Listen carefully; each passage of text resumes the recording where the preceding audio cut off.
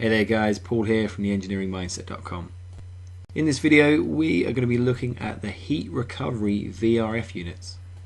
Now the heat recovery VRF units allow multiple zones to be heated and cooled at the same time. Now, this is a much more advanced version of the most advanced version of the VRF systems, and it is going to get a little complex, so if you haven't already done so, I advise you to go back and start at the beginning of this series to build your base knowledge and fully understand how each of the systems work progressively until this video here. Now the VRF heat recovery unit, this is becoming more and more popular, like I said, and this is because this system allows heating and cooling simultaneously, which makes it a very attractive HVAC system. It's fairly low maintenance, provides superior control, it's very energy efficient, and it also takes up far less space within a building in comparison to, say, a chilled water system where you need the chiller, the cooling towers, all the pumps and the large pipework. This is just the minimum of one outdoor unit and the minimum of one indoor unit, and this can be expanded upon and other systems added fairly easily as well. So it really is becoming a popular choice with building contractors. Now the reason it's more advanced, and it's pretty clever in how it works, is that if you have different rooms or zones which are some cooling for heating and some cooling for cooling, then the unwanted heat from the cooling room will be sent over into the rooms requiring heating. So that way the VRF system is not having to generate any heat like a heat pump. It simply moves the unwanted heat to where it's needed. So that way you get some really good energy savings and also much better control. So how does it work then? Well, there's quite a few different variations of this. I'm going to focus on the simplest version I can, and that is the free pipe system. As you can see the schematic on the screen now. And for this example we're going to have just one outdoor unit, multiple indoor units, and we're also going to have these branch selectors inside as well. Now as you can see, like I said, this is a free pipe system, so where we've got the outdoor unit here, and we've got the three common pipes which head over to the branch selector. The branch selector then decides which pipe is going to flow and return, and this then directs that refrigerant through the two pipes, which are, you can see here, going into the indoor units, in this case the cassettes, but as previously mentioned, you don't have to have ceiling cassettes, you can have fan coil units and AHUs, etc, etc. Now if we look inside the heat recovery VRF system, as you can see on the screen now, in the outdoor unit, which is located just here, we've got the scroll compressor. There's a few extra parts been added in on this one, so we've got the oil filter. You'll see here's a couple of reversing valves, the 4-port reversing valves. As standard in any condensing unit external, we've got the fan, which is sucking air over the heat exchanger. Then we've got the heat exchanger. Then we've also got the different expansion valves. Coming through, we've got a subcooler here as well, which is pretty important for a VRF unit. And we've also got an accumulator here. Now with the pipe work, like we already established, we've got 3 pipes which run around the building, feeding to each one of the indoor units, or actually supplying the branch selectors.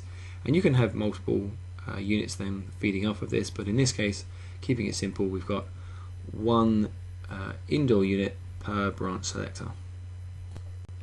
And then you'll find these Y branches here, which direct the refrigerant to the various pipes, and they'll look a little something like this, where you've got some very sharp ends or some kind of split ones that are coming off, and these just direct the flow into the coils, into the pipes wherever they're needed. So inside the branch selectors, you'll have up to 5 electronic expansion valves inside there, and these will all be working to control the refrigerant. And obviously we've got the indoor heat exchanger. In this version it's a cassette, ceiling cassette, with the heat exchanger and the fan inside there as well. So at the moment you can see we've got some systems which are, some indoor units which are calling for cooling, two here, and the bottom one is cooling for heating. So let's see how the system performs to achieve this. So as normal, the refrigerant leaves the compressor, and in this case it's going up and hitting an oil filter, and that then continues, the refrigerant continues up there, up to the top here, where it's faced with two options. So the refrigerant can either flow through this reversing valve or this reversing valve. And first of all, let's have a look at how it's providing cooling. So if it takes this option, then it will flow through this reversing valve, which at the moment is because there is a mixed load of heating and cooling. So this is diverting that refrigerant off into the heat exchanger, which is acting as a condenser. Obviously the cool ambient air is being sucked in and blown across the heat exchanger coil, and that is cooling the refrigerant down. The refrigerant then continues to pass along, goes through the subcooler to remove a bit more heat from there and improve the efficiency, and that refrigerant then continues to flow around this system. It then enters into this branch. It splits because some of the one of the units at first is calling for cooling, so the refrigerant heads off to that, goes through the electronic expansion valve, that expands and then makes its way through and provides that cooling as that air is sucking that the warm air within the room, within the zone, across the coil, so the heat exchange occurs. Remember, the refrigerant stays within the coil, it does not leave and enter into the air, and that refrigerant then comes along, passes through these two valves here, rejoins into this common pipework and heads along back towards the compressor.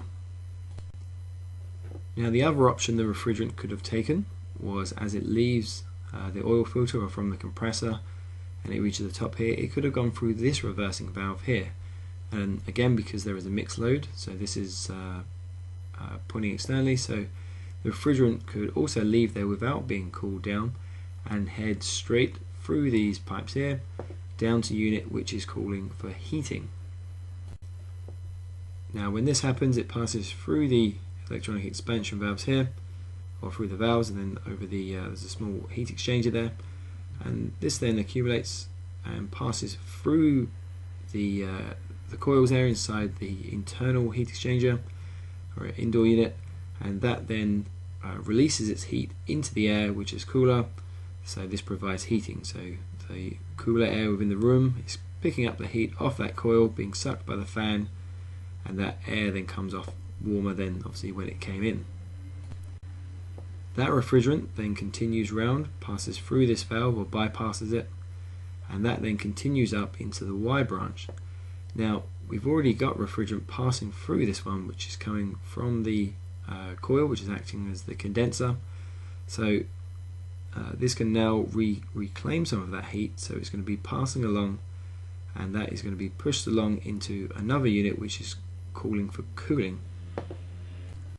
So we're converting that unwanted heat and diverting that round back into the expansion valve of another unit, just like on here where it's coming out of the condenser and flows along and then flows into the expansion valve when one is in heating mode.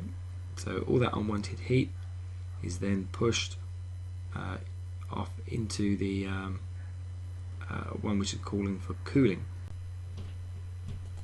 So just to remind you, when the refrigerant is leaving the compressor, it gets after the two reversing valves here, the refrigerant at this point is going to be a high pressure, high temperature, superheated vapor. If the refrigerant takes through this first reversing valve, and that sends that high pressure, high temperature, superheated vapor directly to the indoor units which are calling for heating, so then this acts as the condenser. So by the time the refrigerant leaves that condenser there, it's going to be a high pressure, medium temperature saturated liquid, and that liquid is then going to enter into here and hit the expansion valve. When it hits the expansion valve on the other side, it's going to enter there as a low pressure, low temperature liquid vapor mixture. That will then condense, as this is acting as an evaporator, So by the time that leaves, then it's entering this common pipe here to make its way back down or around the system again. So in this pipe here, or at these points, that refrigerant is going to be a low pressure, low temperature, saturated vapor. And also, if the refrigerant was to take this way through this reversing valve and go through this heat exchanger, which is acting as the condenser, then when it leaves there, it's also going to be a high pressure, medium temperature, saturated liquid. Now, hopefully you're wondering, well, that's great, Paul, but what happens if all these units are calling for cooling, or all of them are calling for heating? Then how is it going to work then? Well, let's have a look. This is with all the units in heating mode. So here we've got the refrigerant coming out of the compressor, and it's coming out of there again as a high pressure, high temperature, superheated vapor that then goes up, and it's got two options here. It can go through one of each reversing valves, and you can see they're both in this direction. So we'll take this channel here first, and that if the refrigerant goes through there, it's going to pass through a small heat exchanger and then make its way back, joining back with the refrigerant coming back from the units, and that will then make its way along and through the accumulator and into the scroll compressor again.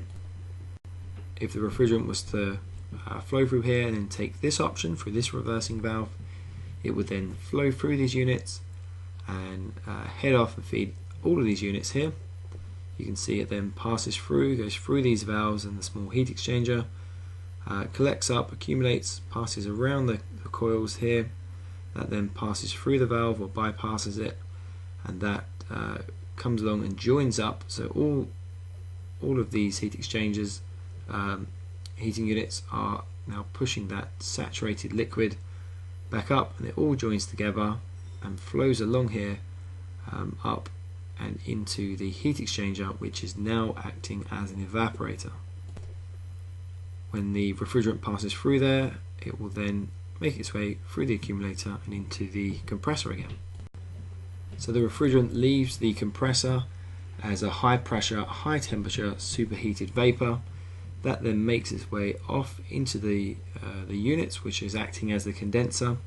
By the time it leaves the condenser, it's going to be a high pressure, medium temperature, saturated liquid. That is then going to be pushed along, and it's pushed by the refrigerant which is behind it, and that forces it along into through the expansion valve here, By the time it passes through that expansion valve, it needs to be a low pressure, low temperature liquid vapor mixture. It then passes through there and cools down more. So by the time it leaves there and is ready to go into the compressor again, the refrigerant at this point and this point here will be a low pressure, low temperature saturated vapor. Now let's have a look at this version, which is where all the units are in cooling. Now in this version, the scroll compressor is pushing that refrigerant out. It's making its way back up to these two reversing valves again. You can see these are now in the right position. So if the refrigerant took this option, it would come along, go through a little heat exchanger, make its way back down into the accumulator, into the compressor, and back around again.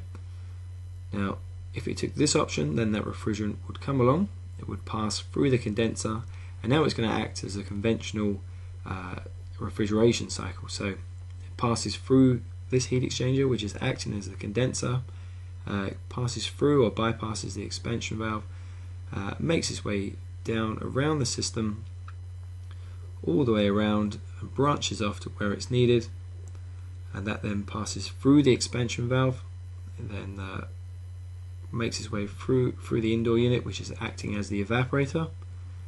That then collects its way up, and you can see here it comes through both branches on this way. So the refrigerant makes its way back through two branches, not just one, and the rest of the units do exactly the same.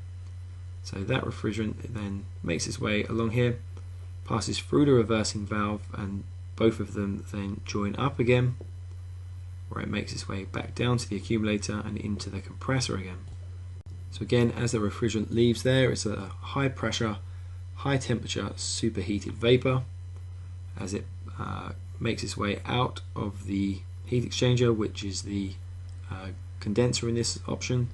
It's going to be a high pressure, medium temperature saturated liquid. That's then going to make its way around. It goes through the expansion valve. When it leaves the expansion valve, it's going to be a low pressure, low temperature liquid vapor mixture. It then passes through this unit, which is the evaporator. By the time it leaves there, in these two pipes here, it's going to be a low pressure, low temperature saturated vapor. That then makes its way along and makes its way back into the compressor. So as you can see, it's a slightly complicated system, but hopefully you've understood this, and you can see why I said do this video later on in the series, not at the beginning. But anyway, that is it for the end of this video. Thank you very much for watching. If you've got any questions, please leave them in the comment section below. Please remember to like, subscribe and share this video if you've liked it, and don't forget to check out our website, theengineeringmindset.com. Once again, thanks for watching.